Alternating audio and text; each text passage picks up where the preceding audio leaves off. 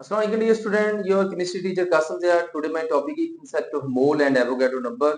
MD CAT के हवाले से बहुत ही इंपॉर्टेंट टॉपिक है और basic concept Punjab text book federal और केपीके और किप्स के हवाले से अगर हम बात करें तो ये यूनिट फर्स्ट बनता है।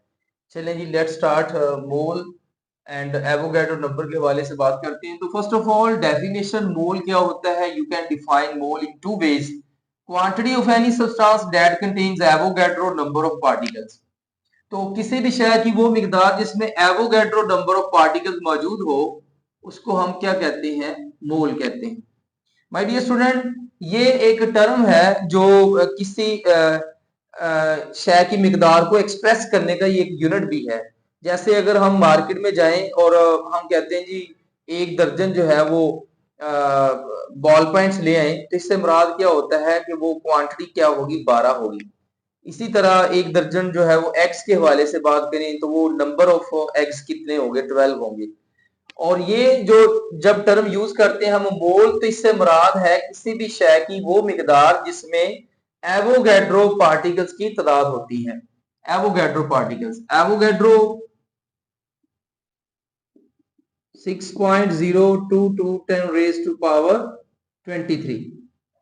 तो definition quantity of any substance that contains Avogadro number of particles. यहाँ पे पार्टिकल्स क्या हो सकते हैं? एटम्स हो सकते हैं, आयंस हो सकते हैं, मॉलिक्यूल या फार्मूला यूनिट्स। और यहाँ पे जो सब्सटेंस है, सब्सटेंस से क्या मुराद है जी? सब्सटेंस 4 कंपोनेंट तरह से हो सकती है। एलिमेंट भी हो सकता है सब्सटेंस में, आयनिक स्पीशीज भी, मॉलिक्यूलर कंपाउंड भी और आयनिक कंपाउंड भी।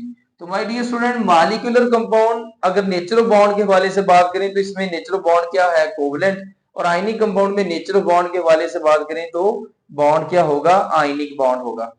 तो अब ये एलिमेंट का स्मॉलेस्ट पार्टिकल एटम होगा, आयनिक स्पीशीज का स्मॉलेस्ट पार्टिकल आयन होगा। इसी तरह से मॉलिक्यूलर जो कंपाउंड है उसका स्मॉलेस्ट पार्टिकल मॉलिक्यूल होगा। आयनिक कंपाउंड का स्मॉलेस्ट पार्टिकल क्या होगा? फार्मूला यूनिट होगा। और अब माय डियर स्टूडेंट, इसकी एग्जांपल के हवाले से अगर मैं एटम की बात करूं तो यहाँ पे आप एग्जांपल सोडियम रख लें। सोडियम जो है वो is an example of atom. और आयन के हवाले से आप सल्फेट आयन कर लें तो SO4-2। और मॉलिक्यूल के हवाले से यहाँ पे ग्लूकोज कर लें आप तो C6H12O6 हो सकता है। और फार्मूला यूनिट के हवाले से एग्जांपल NaCl हो सकती है। तो माय डियर स्टूडेंट, यहाँ पे आप एग्जांपल के बाद जो टर्म यूज करना चाह रहा हूं मैं वो मैस है। तो जाहिर है अगर स्मॉलेस्ट पार्टिकल एटम है तो उसके लिए टर्म ये यूज करेंगे वो हम एटम से एटॉमिक मैस आ जाएगा। और यहाँ पे आयन से जो है वो आयोनिक मैस आ जाएगी टर्म।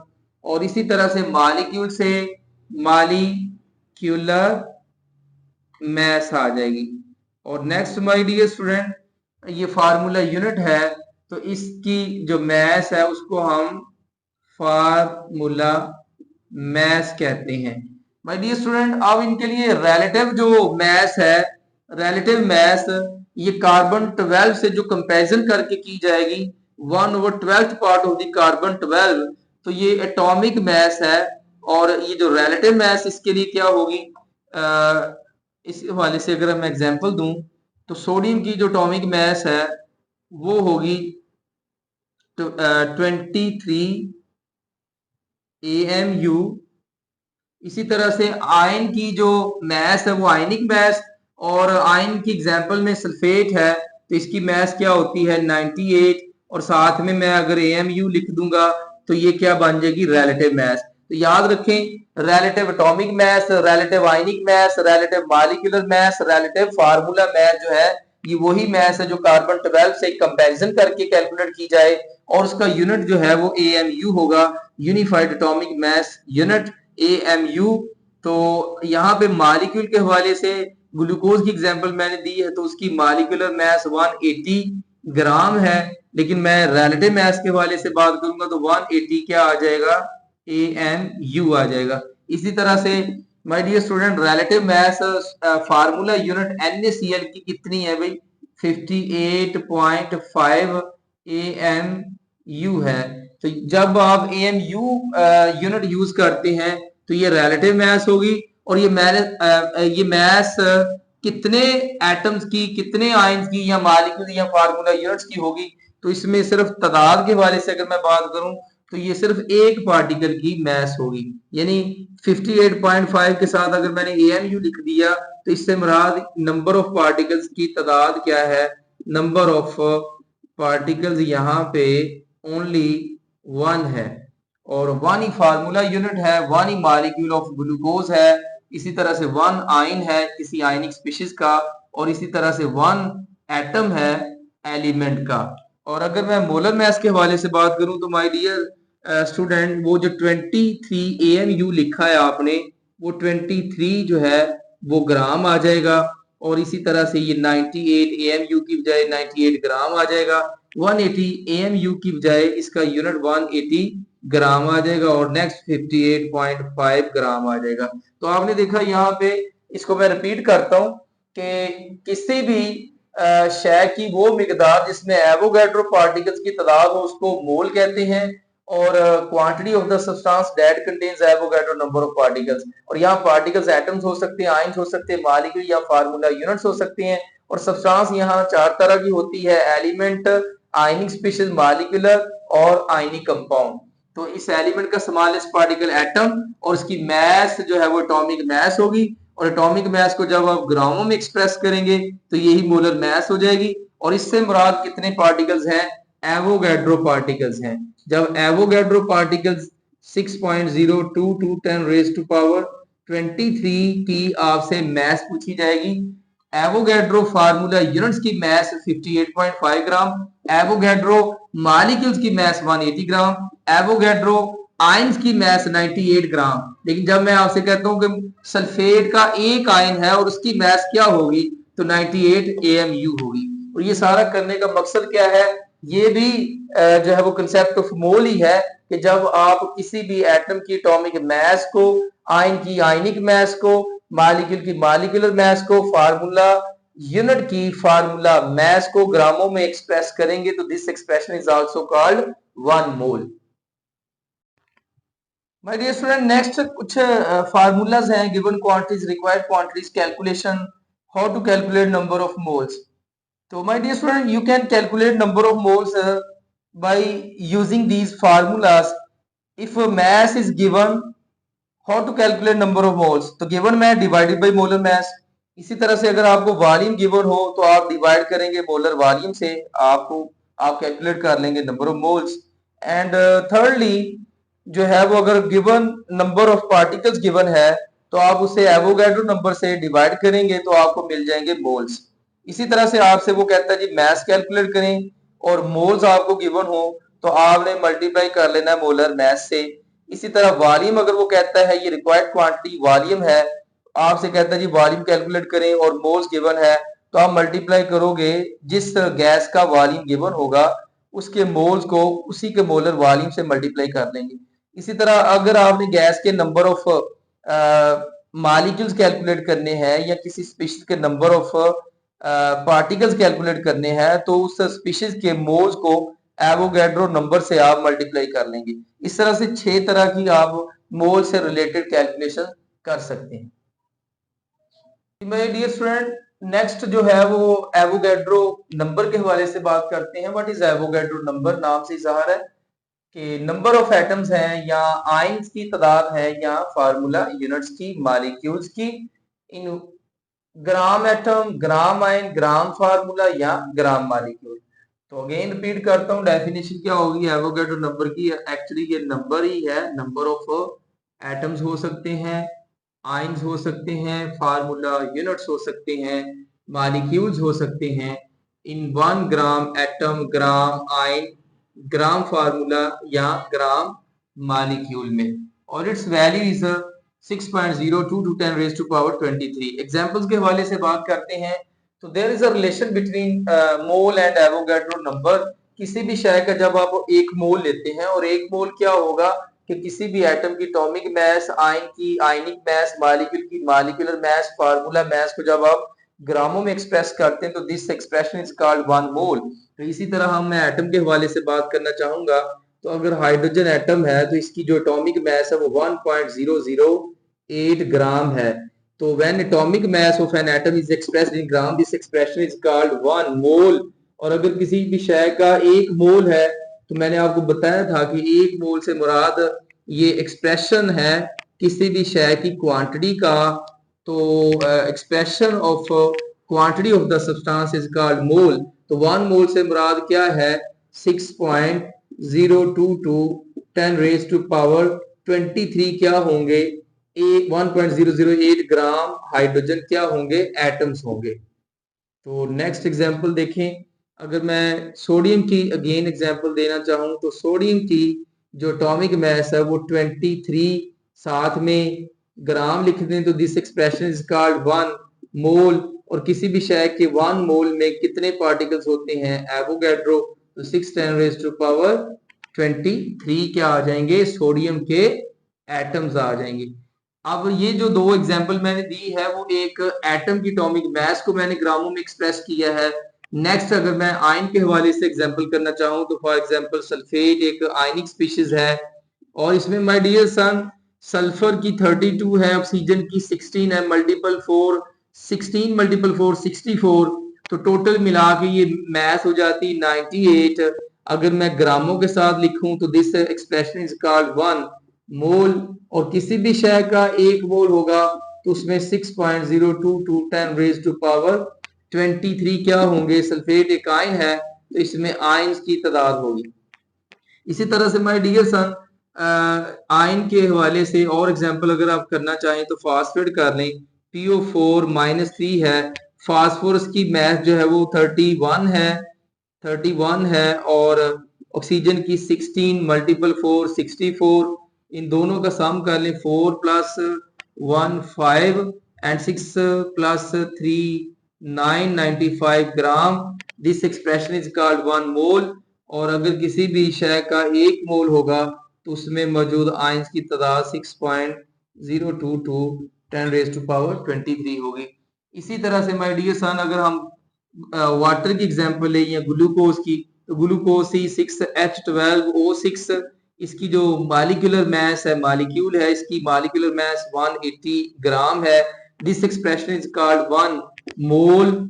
और किसी भी शय का 1 मोल में 6.022 10 रेज टू पावर 23 क्या होंगे ग्लूकोज के मॉलिक्यूल्स होंगे। और किस कौन सी एग्जांपल दी जा सकती है जी एटम के हवाले से, आयन के हवाले से, मॉलिक्यूल के हवाले से, फार्मूला यूनिट के हवाले से एग्जांपल कर लेते हैं। कैल्शियम कार्बोनेट है CaCO3, कास्टिक सोडा है NaOH caustic soda, potassium hydroxide KOH, इसी तरह से सोडियम हाइड्रोक्साइड NaOH। तो ये तीनों आयनिक कंपाउंड्स है।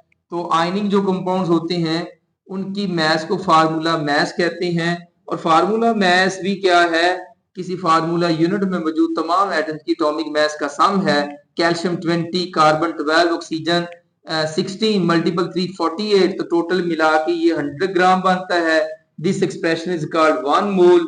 और अब अगर किसी भी शय का 1 मोल होगा तो उसमें मौजूद फार्मूला यूनिट्स की तादाद 6.022 10 रेज टू पावर 23 होगी और ये फार्मूला क्या होंगे यूनिट्स होंगे। इसी तरह आपने KOH और NaOH के हवाले से बात करनी है तो चलिए एक एग्जांपल कर लेते हैं NaOH के हवाले से। सोडियम 23, ऑक्सीजन 16, हाइड्रोजन 1, तो टोटल मिला के 40 ग्राम किसके इक्वल है 1 मोल के। और इसमें कितने फार्मूला यूनिट्स होंगे 6.022 10 रेज टू पावर 23 क्या होंगे फार्मूला यूनिट्स होंगे। जी डियर स्टूडेंट नेक्स्ट एक बहुत ही इंपॉर्टेंट एमसीक्यूज है आपकी पंजाब टेक्स्ट बुक में ये गिवन है। मोल्स आपने कैलकुलेट करने हैं moles in 0.1 gram of sodium. तो यहाँ पे ये 4 ऑप्शन है और 4 ही यहाँ पे एमसीक्यूज है। मोल्स आपने कैलकुलेट करने हैं वो आपसे पूछ सकता है जी एमडी कैट में 0.1 ग्राम ऑफ सोडियम में कितने मोल्स है या 1 ग्राम ऑफ सोडियम में या 10 ग्राम ऑफ सोडियम में या 0.01 ग्राम सोडियम में मोल्स की तादाद बताएं या कैलकुलेट नंबर ऑफ मोल या ग्राम एटम्स। तो my dear son first of all तो आप कैलकुलेट करें बुक के अकॉर्डिंगली जो है कि calculate moles in 0.1 gram of sodium. तो मोल्स कैसे कैलकुलेट करते हैं, मैंने आपको फार्मूलाज बताए हैं। मोल्स कैलकुलेट करने का फार्मूला होता है given mass divided by molar mess. अब गिवन हमें कितनी है सोडियम की 0.1 ग्राम है और मोलर मैस सोडियम की कितनी होती है 23। तो ये पॉइंट अगर आप खत्म करेंगे तो ये क्या आ जाएगा 1/10 आ जाएगा और ये टोटल क्या हो जाएगा 230 हो जाएगा। अब ये ऐसे कर सकते हैं आप 1/23 मल्टीपल 10⁻⁻⁻1। जब आप 1 डिवाइडेड बाई 23 करोगे तो 1 डिवाइडेड बाई 23 करने से ये आ जाएगा 4.3 10⁻⁻3। विदाउट कैलकुलेटर आप ये कर सकते हैं। चले मैं यहाँ पे आइडिया दे देता हूँ जी। ये देखें 1 है और आपने डिवाइड करना है 23 से, तो यहाँ पे पॉइंट लगाएं। 10 अभी भी स्मॉलर है वैल्यू डिवाइडेंड और ये डिवाइजर, तो आप एक जीरो और लगा लें 100 हो जाएगा। अब यहाँ भी एक जीरो आएगा तो 23 जो है वो 4 टाइम्स क्या होगा 92 हो जाएगा। तो यहाँ पे 10 में से 2 8 आ जाएगा, जीरो लगा लें 80 हो जाएगा। 3 टाइम्स जो है ये 3 टाइम्स 3 टाइम्स 9 एंड 3 2 टाइम्स 69 हो जाएगा। तो बस इतना काफी है, 0.043 है। अब इस पॉइंट को जब आप यहाँ पे लाओगे साइंटिफिक नोटेशन में लिखोगे तो 4.3 10⁻⁻2 आएगा और ये वाला जो साथ है 10⁻⁻1, तो टोटल क्या हो जाएगा 4.3 10⁻⁻3। अब माय डियर सन 0.1 ग्राम का ही कैलकुलेट करना मुश्किल था, ये आप एक स्टैंडर्ड समझ लें। अब इसके अकॉर्डिंगली बाकी कैलकुलेशन बहुत आसान हो गई। 0.1 ग्राम ऑफ सोडियम में मोल्स की तादाद अल्फा आ जाएगा, इसमें अल्फा आ जाएगा। और अगर वो 1 ग्राम कहता है तो आप इसे 10 से मल्टीप्लाई करें। 0.1 को जब आप 10 से मल्टीप्लाई करेंगे तो अगर 0.1 का आंसर 4.3 10⁻³ है और 10 से मल्टीप्लाई करने से 10⁻⁻4.3 10⁻⁻2 हो जाएगा, मतलब इसमें बीटा आ जाएगा। नेक्स्ट अगर आप 10 से मल्टीप्लाई करते हैं 0.1 को तो वो 0.1 का 10 और ये 10 कैंसिल होके 1 ग्राम हो जाएगा। और ये 0.1 अगर आप 100 से मल्टीप्लाई करते, सॉरी 0.1 को 100 से मल्टीप्लाई करेंगे तो वो 10 ग्राम हो जाएगा। और 10 ग्राम में क्या होगा जब आप 100 से मल्टीप्लाई करोगे तो 10⁻³ है, 100 से मल्टीप्लाई करने से 10⁻⁻1 यानी 4 भी हो जाएगा। और अगर वो कहता है जी 0.1 की के जो मोल्स हैं वो कितने हैं जी 4.3 10⁻³ है और आप 0.01 के बताएं तो डिवाइडेड बाई इसको डिवाइड 10 से करें। तो जब आप 10 से डिवाइड करोगे तो 10 से डिवाइड करने पे यही 10 ऊपर जाके -1 हो जाएगा, तो 4 की पावर 10 की पावर -3 की बजाय 10 की पावर -4 हो जाएगी। तो डेल्टा आ जाएगा यहाँ पे। माय डियर सन नेक्स्ट बहुत इंपॉर्टेंट एमसीक्यूज है। वो कहता है कि जी mass of HCl to produce 12 grams hydrogen gas. तो अब यहाँ पे आपने बताना है कि हाइड्रोक्लोरिक एसिड की कितनी मैस होगी 12 ग्राम हाइड्रोजन गैस को प्रोड्यूस करने में। तो माई सन आपने इक्वेशन जो दी हुई है बैलेंस केमिकल इक्वेशन है, इसमें HCl और हाइड्रोजन के हवाले से बात की है। तो आपने क्या करना है इन्हीं दो का कंपैरिजन करना है। पहले एक काम करें कि आप मोल्स कैलकुलेट करें। क्या कहता है कि मैस ऑफ HCl आपको बतानी पड़ेगी to produce 12 grams of hydrogen gas. तो माय डियर सन आप सबसे पहले हाइड्रोजन गैस के मोल्स कैलकुलेट कर लें। मोल्स कैसे कैलकुलेट करेंगे, given mass moles of hydrogen के लिए given mass divided by molar mass, और हाइड्रोजन की मैस कितनी है जी 12 ग्राम और डिवाइडेड बाय मोलर मैस कितनी है जी 2, तो कितने मोल्स आ जाएंगे 6। अब माय डियर सन आप कंपैरिजन कर लें हाइड्रोजन का HCl के साथ। बैलेंस केमिकल इक्वेशन के अंदर मोल रेशो मोल कंपैरिजन कर लें या मोल रिलेशनशिप। तो हाइड्रोजन के मोल्स कितने हैं जी, हाइड्रोजन का मैं कंपैरिजन करता हूं जी H2 का कंपैरिजन HCl के साथ। बैलेंस केमिकल इक्वेशन क्या कहती है कि हाइड्रोजन के कितने मोल्स है 6, तो HCl के कितने होंगे। बैलेंस इक्वेशन के मुताबिक अगर हाइड्रोजन का 1 है तो HCl के 2 है, और अगर हाइड्रोजन के 6 होंगे तो HCl के क्या होंगे 12, मतलब डबल है। इक्वेशन के अकॉर्डिंगली हाइड्रोजन का 1 मोल, HCl के 2 मोल, हाइड्रोजन के 2 मोल, HCl के 4 मोल, हाइड्रोजन के 6 मोल, HCl के 12 मोल, और इस तरह से जब HCl के 12 मोल्स पे आप पहुंच जाएंगे तो उसकी मैस आपसे पूछी गई है। तो आप जानते हैं फार्मूला मैस के लिए क्या होता है, मोल्स को मल्टीप्लाई करना होता है मोलर मैस से, और मोल्स कितने हैं जी 12, और मल्टीप्लाई मोलर मैस कितनी है 36.5, और ये मिला के टोटल मल्टीप्लाई कर लें तो 438 ग्राम। तो ऑप्शन क्या है जी 438 ग्राम डेल आ जाएगा। माय डियर सन नेक्स्ट देखिए मोस्ट इंपोर्टेंट एमसीक्यूज है ऑर्गेनिक कंपाउंड। ये बहुत सारे एमसीक्यूज है जो कि एंटी टेस्ट के हवाले से, एमडी कैट के हवाले से रिपीट हो रहे हैं। मैंने सबको कोशिश की है कि मैं सबका जरा थोड़ा सा आपको ब्रीफ कर दूं इस हवाले से। देखिए कोई ऑर्गेनिक कंपाउंड है, वो कहता है जी इथेन।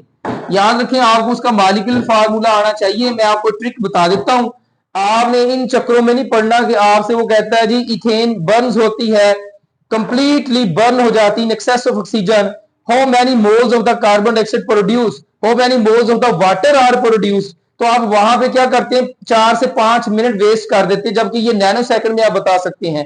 1 मिनट के अंदर अंदर सारी कैलकुलेशन हो सकती है। वहां पे आपने इक्वेशन को बैलेंस नहीं करना, टाइम वेस्ट नहीं करना। इट्स वेरी सिंपल ट्रिक्स बता देता हूं। ऑर्गेनिक कंपाउंड में जितने कार्बन है उतने ही कार्बन डाइऑक्साइड के मोल्स प्रोड्यूस होंगे, जितने हाइड्रोजन है उसके हाफ मोल्स वाटर प्रोड्यूस होंगे। फर्स्ट केस के अंदर अगर मैं आपसे कहता हूं कि बताइए डियर सन कितने मोल्स कार्बन डाइऑक्साइड प्रोड्यूस होते हैं, तो कार्बन इथेन के अंदर 2 है, तो एक्स की वैल्यू यहां पे मैं माय डियर सन 2 हो जाएगी। बहुत ही आसान हो गया। और वाई की क्या वैल्यू होगी, हाइड्रोजन का हाफ करना है तो 3 हो जाएगा। इस तरह से अगर आपसे मैं कहता हूं कि how many moles of carbon dioxide produced, तो क्या ऑप्शन होगा जी 2 पे टिक करेंगे, तो मोल्स ऑफ कार्बन डाइऑक्साइड 2 पे टिक करेंगे। How many moles of water produce during complete combustion या burning of ethane in excess of oxygen, तो आप 3 पे टिक करेंगे। और इसी तरह से अगर वो कहता है कि how many moles of oxygen required to burn completely 1 mole of the ethane, मतलब इथेन के 1 मोल की कंप्लीट कंबस्शन के लिए ऑक्सीजन कितनी रिक्वायर्ड है, तो उसके लिए भी ट्रिक्स है। वो क्या करनी है आपने इस हवाले से, अब एक्स की वैल्यू तो आप जान चुके हैं क्या है जी, एक्स की वैल्यू 2 है, और वाई की वैल्यू भी आप जान चुके क्या है 3 है। यहां पे 3 रखें तो ऑक्सीजन 3 होंगे, यहां पे 2 रखें तो ऑक्सीजन 4 होंगे, 4 एंड 3 7। तो आपने ऑक्सीजन क्या करना है 7 का हाफ करना है, और 7 का हाफ करेंगे तो 2 से ये 2 कैंसिल हो जाएगा। तो ऑक्सीजन के moles, how many moles of oxygen, how many moles of oxygen, तो माय डियर सन यहाँ पे ऑक्सीजन के कितने मोल्स होंगे, बैलेंस केमिकल इक्वेशन के हवाले से ऑक्सीजन के 7/2 मोल्स, मतलब कि 3.5। तो यहाँ पे 7/2 है, तो 2 से ये अगर आप इस हवाले से देखें तो 7 डिवाइड बाई 2 तो 3.5 बनते हैं। तो 3 पॉइंट यहाँ पे माय डियर सन 3.5 मोल्स का ऑप्शन होना चाहिए, तो 3.5 आ जाएंगे। इस तरह से नेक्स्ट देखें, अगर वो कहता है जी लास्ट पे देख लें, वो कहता है जी ऑक्टेन है कंप्लीटली बर्न हो जाता है इन excess of oxygen, how many moles of carbon dioxide produce. तो क्या ट्रिक्स बताई मैंने कि जितने कार्बन है उतनी एक्स की वैल्यू होगी। तो यहाँ पे एक्स की वैल्यू आप क्या करोगे, नंबर ऑफ कार्बन आप देख चुके हैं 8 है, और इसी तरह हाइड्रोजन 18 है, उसका आपने हाफ करना है, तो नंबर वाई की वैल्यू क्या हो जाएगी 9 हो जाएगी।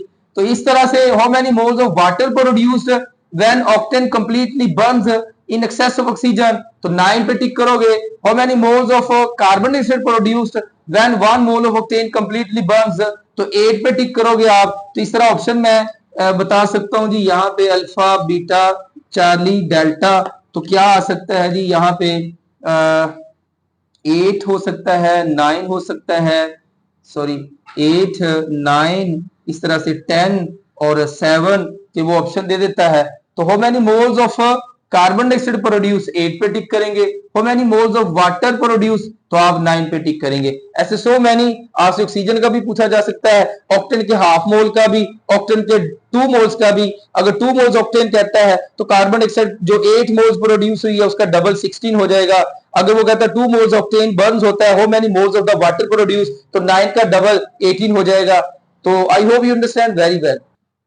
जी डियर स्टूडेंट, नेक्स्ट बहुत इंपॉर्टेंट एमसीक्यूज है। कहता है जी 3.6 ग्राम आइस है कंटेन्स, और आगे 7 क्वांटिटीज है। एक छोटे से स्टेटमेंट के अंदर 7 तरह की क्वांटिटीज आपसे पूछी जा सकती है, और ये concept of mole and Avogadro number के हवाले से बहुत ही इंपॉर्टेंट एमसीक्यूज है। और आपकी पंजाब टेक्स्ट बुक में भी ये आइस के हवाले से दिया गया। मैं थोड़ी सी अमाउंट चेंज कर रहा हूँ। 3.6 ग्राम आइस है कंटेन्स, कहता है जी 3.6 gram ice contains number of hydrogen atoms, number of oxygen atoms, number of total atoms, number of electron, proton, neutron, fundamental particles and sigma bonds. तो यहाँ पे 7 कैलकुलेशंस है। तो बहुत ही सिंपल वे से आपको ट्रिक्स बता देता हूं। फार्मूले पे गौर कीजिएगा। इस तरह की जितनी भी कैलकुलेशंस है, ये 8 कैलकुलेशंस है, और ये 16 भी हो सकती है, लेकिन सबका फार्मूला सिर्फ एक ही बताऊंगा। 16 टाइप्स की कैलकुलेशन के लिए एक ही फार्मूला होगा। क्या होगा जी? Given mass divided by molar mass. तो मल्टीप्लाई किससे करना है? वो गैड्रो नंबर से। और मल्टीप्लाई क्या है? ये यहाँ पे क्यू है, और आर क्यू क्या है जी? Required quantity. तो मैं जस्ट आर क्यू लिख देता हूं। आर क्यू है यहाँ पे। What is R Q? तो आर क्यू यहाँ पे क्या है जी? रिक्वायर्ड क्वांटिटी है। अब required quantity mean, in first case आपसे पूछा नंबर ऑफ हाइड्रोजन एटम्स, तो यहाँ रिक्वायर्ड क्वांटिटी में हाइड्रोजन वाटर के हवाले से बात चल रही है। तो H2O के अंदर हाइड्रोजन एटम बताओ देख के कितने है? 2 है। तो रिक्वायर्ड क्वांटिटी की वैल्यू यहाँ पे 2 हो जाएगी।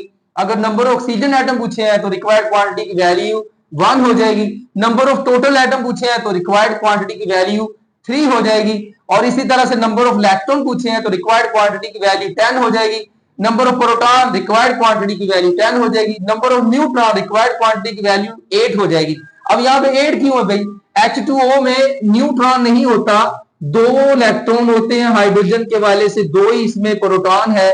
और ऑक्सीजन में 8 इलेक्ट्रॉन है, 8 प्रोटॉन है और 8 ही न्यूट्रॉन है। तो इलेक्ट्रॉन के केस में 8 और 2 10, प्रोटॉन के केस में 8 और 2 10, न्यूट्रॉन के केस में सिर्फ ऑक्सीजन के पास न्यूट्रॉन 8 होते हैं, हाइड्रोजन के पास नहीं होते। तो आप 8 से मल्टीप्लाई करेंगे। तो इस तरह 28 क्या है यहाँ पे? फंडामेंटल पार्टिकल के हवाले से मैं अगर बात करूं तो 8 माय डियर सन इलेक्ट्रॉन है, 8 ही प्रोटॉन है, 16 हो गए, 8 ही न्यूट्रॉन है, तो 24 हो गए। और 2 जो है वो यहाँ पे ऑक्सीजन में 8 इलेक्ट्रॉन, 8 प्रोटॉन और 8 ही न्यूट्रॉन, तो 24 हो जाते हैं। और हाइड्रोजन में 2 इलेक्ट्रॉन, 2 ही प्रोटॉन, 4 हो जाते हैं। 24 और 4 28। तो इस तरह फंडामेंटल पार्टिकल के केस में आपने 28 रिक्वायर्ड क्वांटिटी की वैल्यू लगा देनी है। और सिग्मा बॉन्ड्स वाटर में 2 ही बॉन्ड होते हैं, और वो दोनों सिग्मा बॉन्ड है या कोवलेंट बॉन्ड कह सकते हैं। तो वो 2 से आप मल्टीप्लाई करेंगे।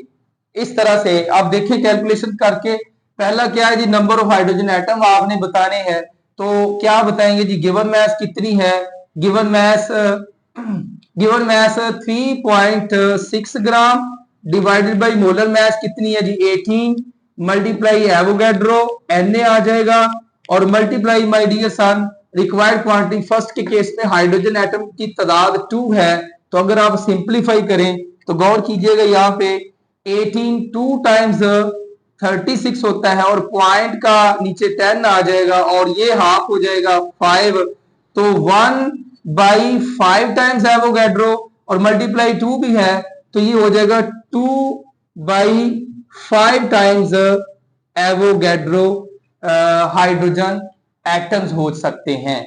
अगर आप नंबर ऑक्सीजन एटम के हवाले से देखिए सेकंड कैलकुलेशन में, तो नंबर ऑक्सीजन कितने एटम है जी? ओनली 1 है। तो यहाँ पे वैल्यू 1 हो जाएगी। तो आंसर इज क्या होगा जी? सेकंड में 1/5 टाइम्स एवोगैड्रो आ जाएगा।